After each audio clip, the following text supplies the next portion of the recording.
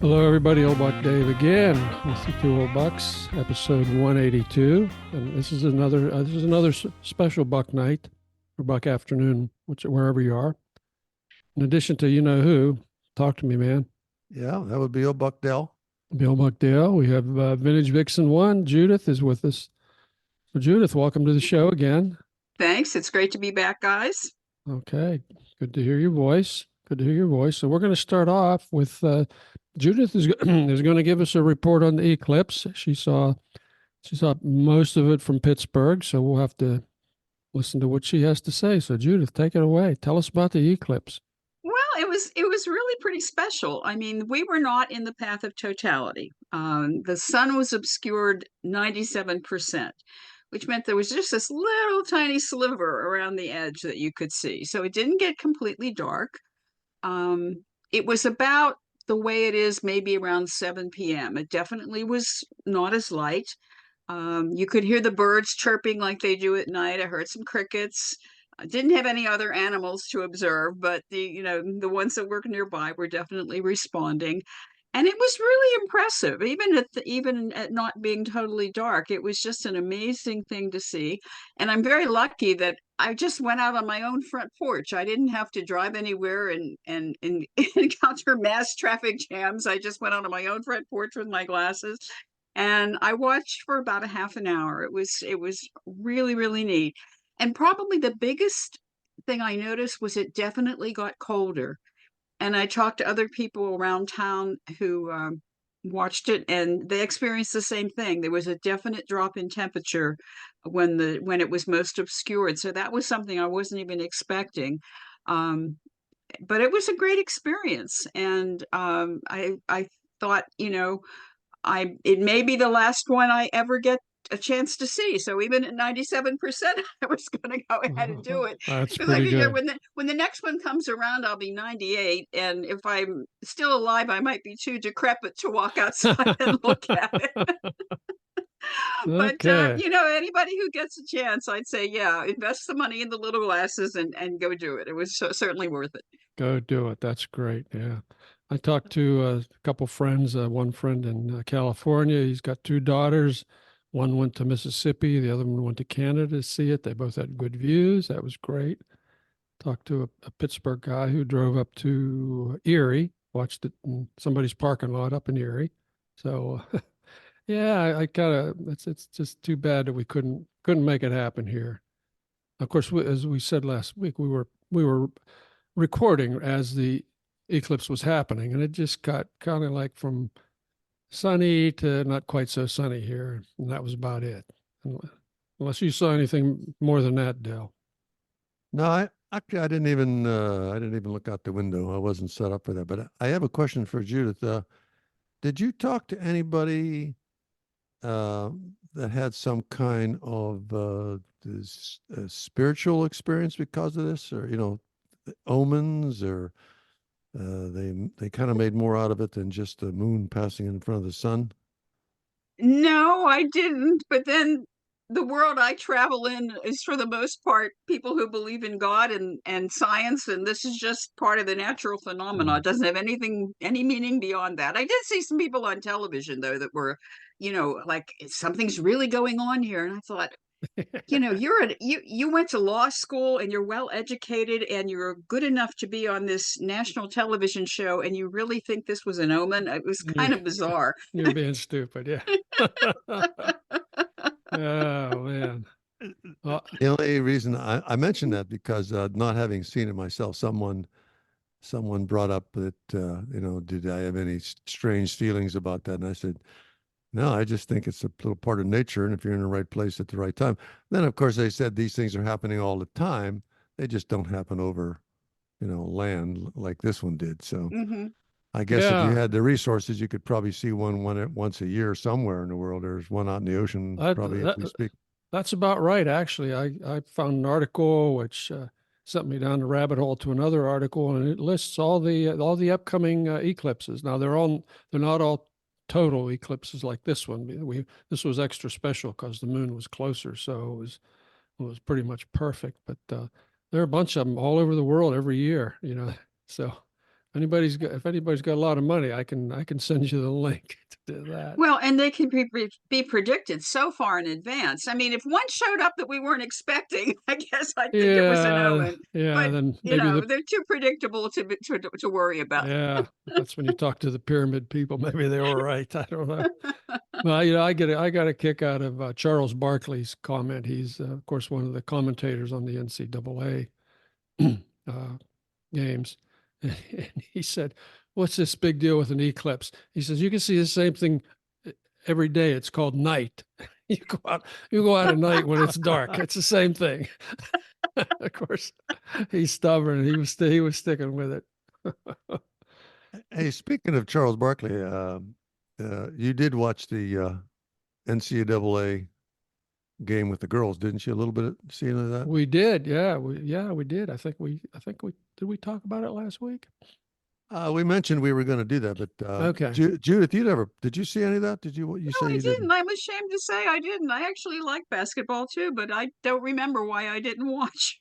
Uh, well, we had another first here with the women's final outdrew the men's final. First time in NCAA history. The women's final drew something like 18 or 19 million viewers, some crazy number, and I think the men's was like 12 or 14. So Wow. hats off to the women. They had it was an exciting women's tournament this year. It really was, and as well as the men's. And And that's all three of us grew up at the same time, right, Dave? We're all in the same. we were all in the same class, as I remember. Right, Well, we Yes. are. the days you actually showed up. Yeah, Judith and I were always there. Days you weren't playing Oh, hooky. we were in the same building. I should say. We Same did not building. always the same Yeah. class. Yeah. You guys got to be in a class that could read. Hey, but if you think back, I don't remember ever talking too much about women's athletics at all. I mean, it's like women had no talent when we were growing up, but I suspect they did. We just didn't Well, didn't we give them a grew up chance. before Title IX, and Wow. at our school, the Yep. only women's sports I remember, we did have basketball teams. I was even on one at one point, but they were all intramural. There was no competition between the schools at all. Yeah, I remember this. It was so bad back then. I remember watching intramural girls games at our gym, Mhm. and the rules were then that the woman with the ball could only dribble 3 times before she Yeah. had to stop or pass. And the thought being to do more than that would be too taxing on a woman. It would tire her out. Well, the other thing is there were 6 girls on a team. Oh, 3 right, were 6 on. forwards and 3 were guards. You either played offense or defense, and Yeah. you could only be on one half of the court. So I Yep. was a guard, so I was guarding the other team, and then if our team got the ball on the other court, we just stood around and waited for the ball to come back to our side. Really a bad idea. Yeah. It's so much more fun now. Yeah, it was great. That's funny. And we thought nothing of it. We just thought that's the way the world was. That's the way it Unbelievable. was. Well, it is the way Yeah. it was. But I did. Yeah. I mean, I was scratching my head thinking, this game is crazy. I don't know why these girls do it this way. But anyway, Well, hats off to the ladies. hats off. It was a great game, and I'm glad they brought the kind of attention that it Yeah. got to them. So Yeah. Hey, speaking staying on the sports theme, we lost a famous and beloved athlete this week. Does anybody know who that was? It's not OJ. Oh. Not OJ. I was You were going going to to say OJ. I don't think I saw anything on the news about that. Okay. Do you remember Akibono? He was the first foreign-born sumo grand champion. He died at age 54. He was born in Hawaii, so he was a U.S. citizen. And then he moved to Japan in 88, and he won 11 grand championships. And his success drove a resurgence in the sport's popularity. And then he became Japan's 64th Yokozuna. That means that's the grand champion. That's like as good as it gets. So he was Yokozuna. And in 93, he was the first foreign-born wrestler to achieve that title in its 300-year history. He was 6'8". I didn't realize he was that big. He was 6'8", 466 pounds. when he was first named Yokozuna at age 23. So he was a big guy in more ways than one. Wow. He was by all accounts, he was just a sweet guy and a good competitor, and so. So my question, Dave, what did the doctor tell him when he went for his annual checkup? I'd be afraid to be his doctor. It's like He would have said, "You got to lose some weight." And he'd say, "I can't. I I need can't. all this for my I need it. championship game." I Well, need it. it was a short, shortened life off, I think, a bit. Yeah, they definitely cleared. Yeah, I mean these guys don't live forever with that kind of body mass. Hey, speaking of fighting, I want to move over to the main topic of the day, I think, and that would be Dune 2. Tell us about Dune 2. What happened? Dune 2. Okay, so to some background, everybody, we went to see Dune 1. Dave and I, we went together and we got out. We looked at each other and says, "There's got to be a part 2." And of course, there was. So we waited a year. We booked in advance to go together and see Dune 2. I promised Dave that I wouldn't ask any questions while the movie was on. But you did. Well, just a couple. Just a couple. Yeah. But I tried to be respectful because we were paying attention to the movie, and I did think I said, "Do you think there's going to be a Dune 3?" and about that time, you said, "I don't think so." So we waited another 15 minutes or something, and I said, and of course, we knew about that time when the way it ended, it had to be some kind of a fall, but it didn't really end. Didn't really end. It just stopped. Yeah. Yeah. So we looked at each other on the way home, and he looked at me. I looked at him and said, "I don't know what to tell you." So yeah, I mean, I no, read what's the the book. scoop on it? What's the Well, scoop on it? I mean, I'll give you my scoop. I mean, I sat down this morning and tried to write a paragraph describing it, and you tell me how close I came. Okay. Okay. So the movie opens, battles ensue. It's Paul Atreides. He's the main guy here. Paul is accepted by the Fremen, the natives of Arrakis, and joins them in their fight to rid the planet of the Harkonnen invaders who are mining the spice. Okay. Paul, over time, checks the boxes of the prophecy that someone will lead them in their fight. More battles ensue. Then the Bene Gesserit, those are the witches, Paul's mother being one, they continue pulling the strings. They're really behind everything that's going on, whether people understand it or not. And they keep, so they look at some backup candidates just in case Paul fails or gets killed or something. More battles ensue. Paul's motivation shifts from saving Arrakis to exacting revenge on the Harkonnens for killing his father. They have more battles ensue. The great houses of the empire refused to back Paul as emperor because he wanted to replace Christopher Walken as emperor. And so they said, "No, we're not backing you." So he launched a bunch of ships to do battle with them. And that's where the movie ended. So was that close? Yeah, that's it for the diehard Dune fans. If they really follow this thing. Sounds to me like a cliffhanger, like there's room for more. Oh, there's definitely going to. Yeah. Then I looked this morning. They said, "Yeah, Dune 3 is they've signed to do Dune 3. Yeah, yeah. And Frankly, there I could think be it's 8 of them. it's a kind of a Star Wars. It may end up like that. Yeah. Yeah, like a Star Wars continuation thing. And anyhow, we made a date to wait another year to We'll see do if it it comes again, out yeah. again. We'll go and see how it ends. But a lot of great battle scenes, and the high tech stuff is pretty interesting. How they Yeah, do that was things. the You got to battle give them credit scenes for and how all they the do massive. that. Yeah, that was probably the highlight of the movie, really. Yeah. And so if anybody doesn't recall, Timothy Chalamet is He's the male star. He's playing Paul. Zendaya is playing, it's Chani, who's kind of girlfriendish.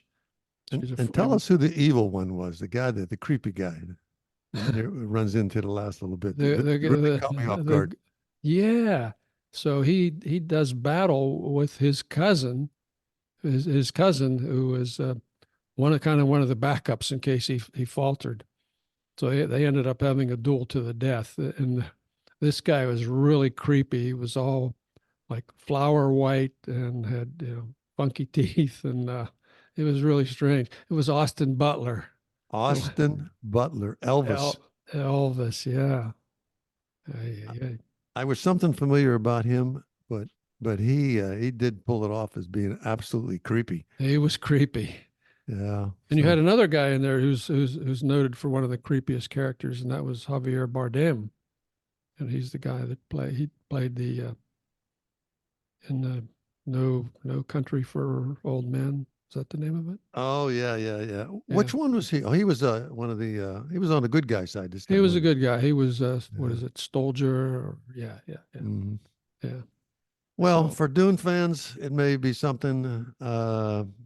Otherwise, I'm not going to long for the third edition, but I'll probably see it if we live long enough to see it. I'll go with you again to. Yeah, I mean it's a spectacle, but if you haven't read the book, it's a little bit tough to follow, maybe. A little bit tough to follow, maybe. This is not my genre at all. I'm waiting for the third Downton Abbey movie. That's probably making more sense, yeah. Which I understand really is filming now. And really? Yeah. I just saw something online today. It was an interview with Jim Carson, who plays can't think of his name now, the butler. And he assures us that this will indeed be the very last movie. So I don't know if they sell the mansion or kill everybody off or what. But okay, so this was a movie rather than a series. Yeah, there was a series first, and then there were two movies. That continued the story. And he says this will be the last one for sure. So we can't milk it anymore. Okay.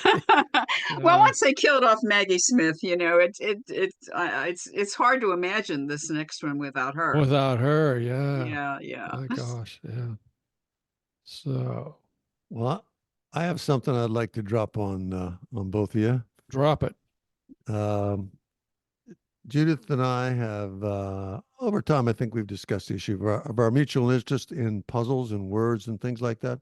You still do that, Judith? Oh yeah, absolutely. Well, let me tell you how my day went. I find that to be a challenge.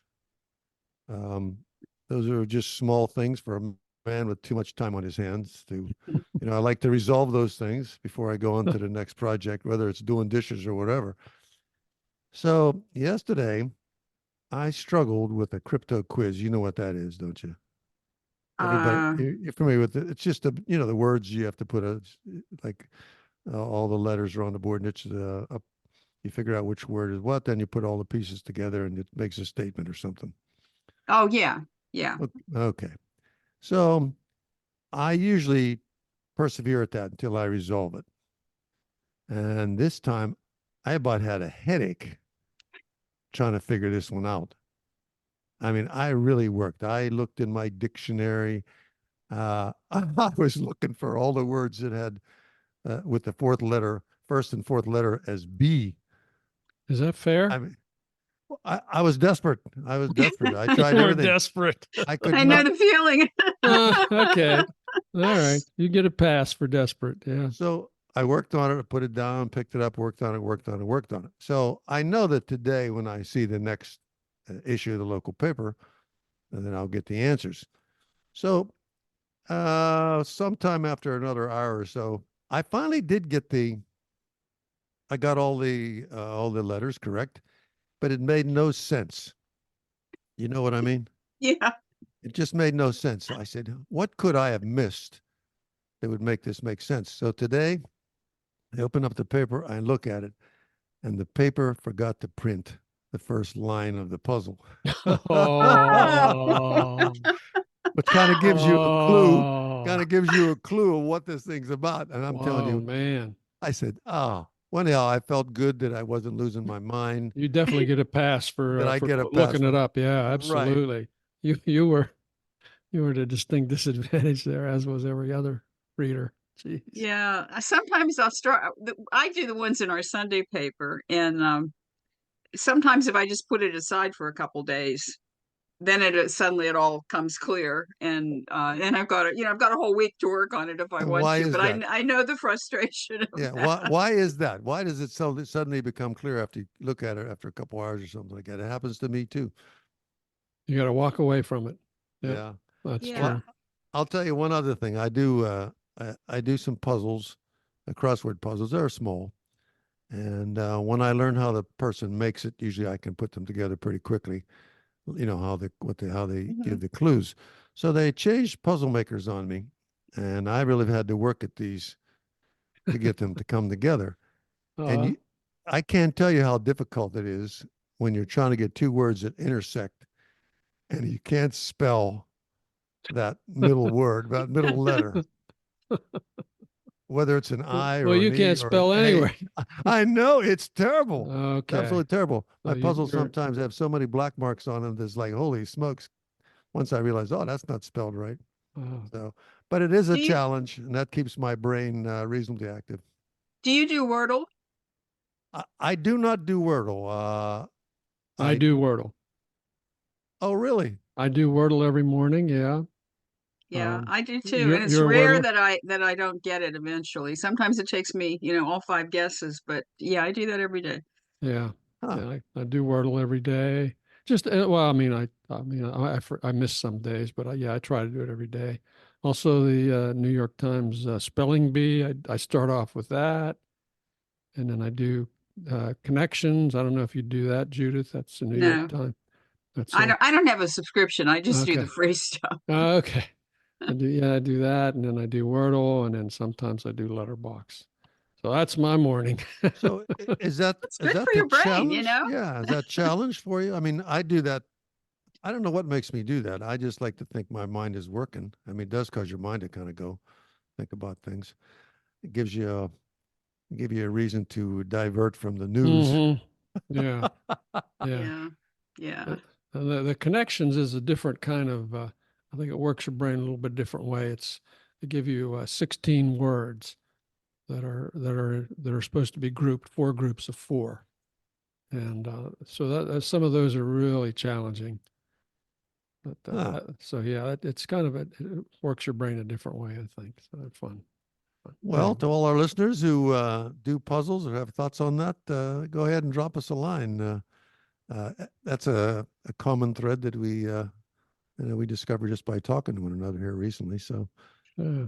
we'll be glad to hear from anybody on puzzles, and if they went to see Dune, they can even comment on that. What do you think, Dave? They Sounds good to me, buddy. can write some letters in. We're open. The lines are open. The lines are open. The emails waiting. Hey, something else that I'm watching now. If you want something that makes a little more sense than Dune, I am watching on. I believe it's on Netflix. It's a mini series of 8 called Ripley. It's based on the Patricia Highsmith's crime novel, The Talented Mr. Ripley. Oh, Okay, there have been a couple movies made of this. The last one was the one that 99. What's his name? Matt Damon, I think, and Jude Law. I think they were in that one. But anyway, this is just called Ripley. It's 8 parts. It's in black and white, so it's really it's like a film noir kind of thing. And it stars Andrew Scott. He plays Tom Ripley. This is the guy who played the hot priest in a British series. What was the British series? Anyway, and then Johnny Flynn plays Dickie Greenleaf, and Dakota Fanning plays Marge Sherwood. So Ripley, this goes pretty much by the book, I believe. He's a small-time con man who's engaged by a wealthy guy to convince his son to return from Italy. He's been over there a couple of years, living off of an irrevocable trust. Okay, that the parents set up for him, and there's no way they can stop it. So he sends Ripley over there to try to talk him into coming home. So and that's all I'll say about it. But we're really enjoying it. My wife are really liking this. It's really well done. Ripley is his character is very understated. It's really fun to watch. So that's something that I would really have no qualms about recommending to somebody. Let me tell you about something else. This is under the heading of Say It Ain't So, Joe, I think. There's this company called BarkBox. Okay, and they're basically, their job has been they assemble and ship care packages for dogs to millions of subscribers every month. All right. Now they've expanded into a new market, which is pet-friendly charter flights. This spring, the company will begin transporting dogs and their owners on private planes via Bark Air. So there you go. You can charter a private flight for your dog, and it ain't cheap. I'm just warning you. So something else that you wonder if it really needs to be there. So basically, you could send the dog. If I wanted to send my dog to you in Pittsburgh, I could do that on this Yeah, it'd be flight. none of this stuffed in baggage compartment or in the baggage hold, in the luggage hold. No. You're in a private plane and you've got your own seat. How bad is that? It's only $6,000 cross country. So one way. That's one way. Oh my gosh. Yeah. Too much time, too much money. I don't know. I should have kept that old C-47 I had parked at the West Newton Airport. Then I could have been flying those guys around or something. Yeah. It's always something. It's always something. Yeah. I loved my dogs, but never that much. Not that much. Yeah. I love Dale, but I wouldn't spend $6,000 to charter a private plane for him. So. I agree. I was gonna, Judith, I think there's something I want to mention to both of you. I think that I have solved my storage problem, or I call it my Tupperware problem. And by that, I mean, how many containers of Tupperware are in your fridge as we speak? Now, if you just think about your own fridge, how many containers, or I'm using Tupperware as just a generic term. Generic, you mean? Yeah. For any kind of container. Food storage containers. Yeah, fridge storage. So how many of those do you have off the top? So you go look, and usually there's a half a dozen or more. You know what I mean? Yeah. Okay. So I can check right now if you like. You and Judith keep talking. I'm going to do a count. Go ahead. All right. So go ahead, David. Go ahead, count. But I decided, I said, my standard large big box fridge is about 20 years old. And I was just tired of looking at it. And frankly, it was just too big. So I bought a refrigerator that was no wider than the countertop. So that's basically 24 inches. And it was about 3 inches narrow, but it was 3 inches taller. And you could not put more than two containers of a reasonable sized Tupperware on a shelf. And I designed it accordingly that, how you space them and everything. But I'm really, really happy with this. And so far it's been working great. We don't fill it up with a lot of extra stuff that we don't eat. You mean you don't have 9 containers like I have right now? Oh, you have 9 containers? 9.